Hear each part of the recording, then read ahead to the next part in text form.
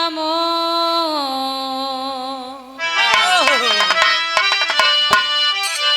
बिंदेश्वरी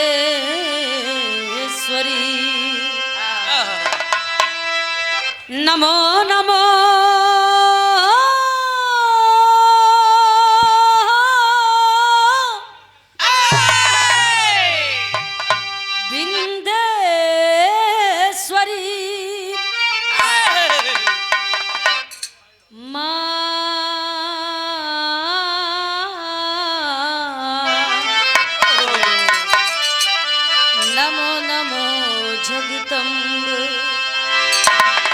भक्त जनों के कार्य हित मां करती कहाँ विलंब हो।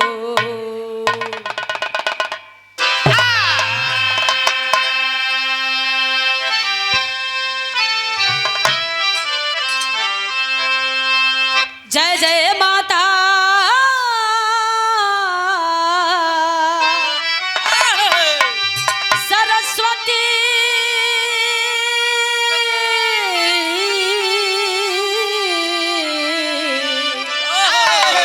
जय जय भारत दे जय हो जय गुरु दादा पंधारी दे गए बिरहा का उपदेश।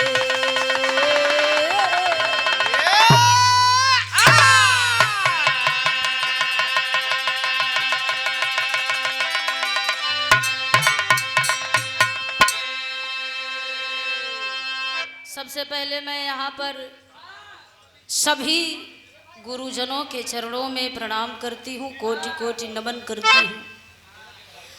और श्रोता बंधु, बहुत अच्छे अच्छे कलाकार साथी और बड़ी अच्छी गायिका जो भी यहाँ पे उपस्थित थी, आप सभी लोगों का बहुत बहुत अभिनंदन है। हमारे गार्जियन, हमारे बड़े भैया आदरणीय माननीय श्री बच्चालाल यादव जी और आप सभी लोगों का तहे दिल से हार्दिक स्वागत, वंदन, अभिनंदन करते हुए गीत की शुरुआत कर रही हूँ। और हमारी धर्म की माता जी बचपन से जो मुझे जानती हैं, प्यार मिलता रहा है और मिल रहा है।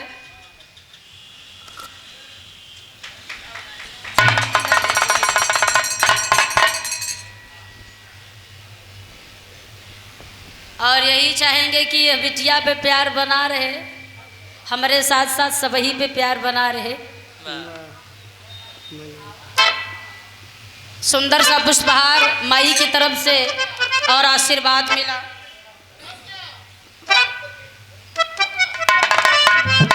और हमारे यूट्यूबर भाई जो भी यहाँ पे उपस्थित हैं, आप सभी लोगों का बहुत बहुत अभिनंदन करती हूँ, सम्मान करती हूँ। कहना है आप सभी लोगों का अभिनंदन करते हुए गीत की ओर बढ़ते हैं। अब भैया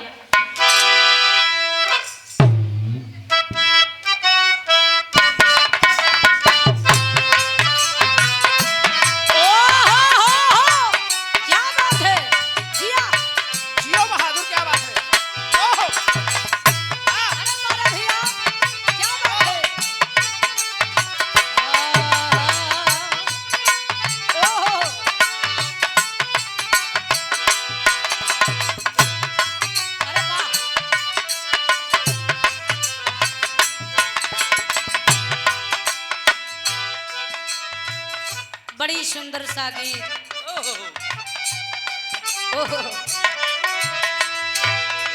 गुरु से बड़ा कोई नहीं है।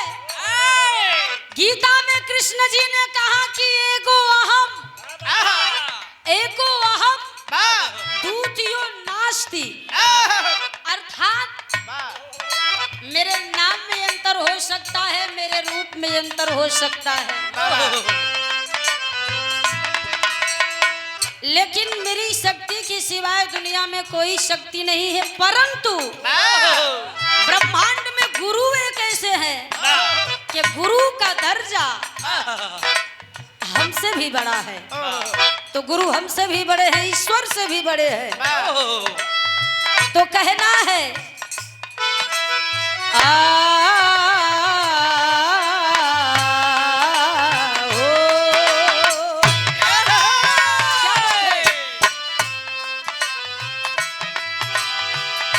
कृपा निधान स्वामी हो,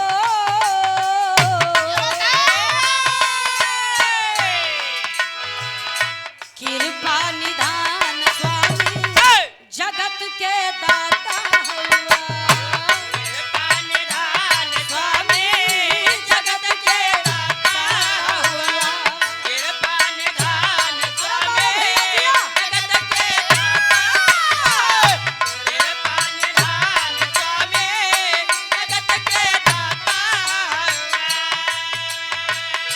मति के फेर दिहला विपतिया तार दिहला, मति के फेर दिहला विपतिया तार दिहला, मति के फेर दिहला विपतिया तार दिहला,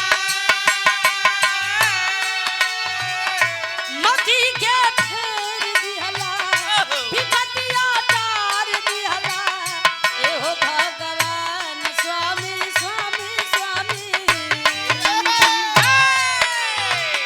एहो भगवान स्वामी जगत के दाता हुआ, हे भगवान स्वामी जगत के दाता हुआ,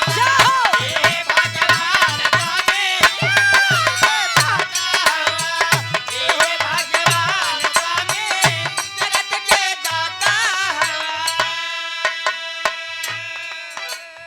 वो चाहे तो पल में क्या ना हो जाए, मती के फेर दिहला विपत के टार दिहला। हमारे धर्म के बड़े भैया माननीय आदरणीय श्री अमलेंदु कवि जी, तू बहुत मगन होते है बाबू। हमारे गुरु भैया की तरफ से आशीर्वाद मिला है, 101 रुपए का पुरस्कार। बहुत बहुत प्रणाम, सभी लोगों का अभिनंदन वंदन है। ये भजन है, 2 लाइन गौर करिएगा। और हमारे राजू भाई बहुत अच्छे यूट्यूबर है, और हमारे सूरज भाई जिनका जिनका नाम नहीं जानती वो क्षमा करेंगे। बहुत बहुत अभिनंदन है। कहना है आवा आवा दैद भैया दैद।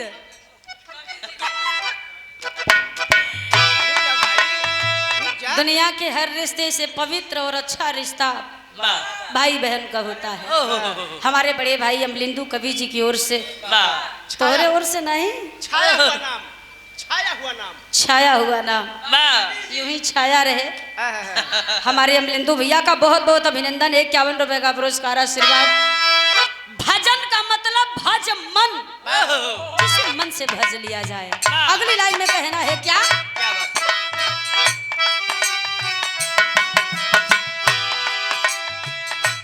दास भी दूर घर गईला,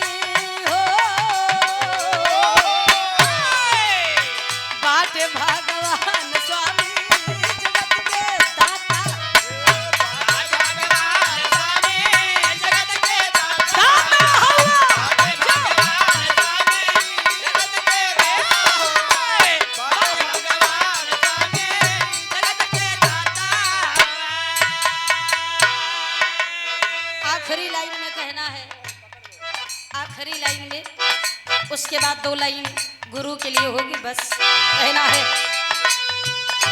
जादू जहांगीर जी गईले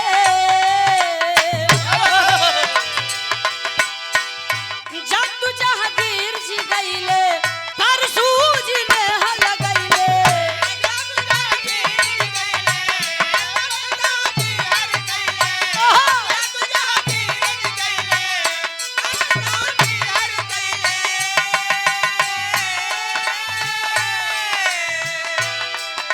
गईले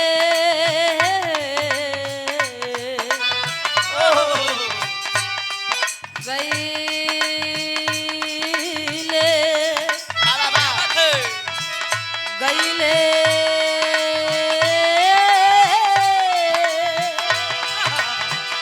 जादू जहांगीर जी गईले परसू जी ने हल गईले जादू जहांगीर जी गईले परसू जी ने हल गईले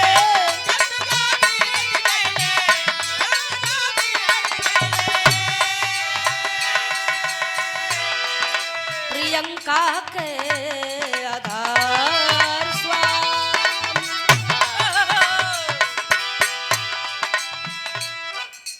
बिरहा जगत के भीष्म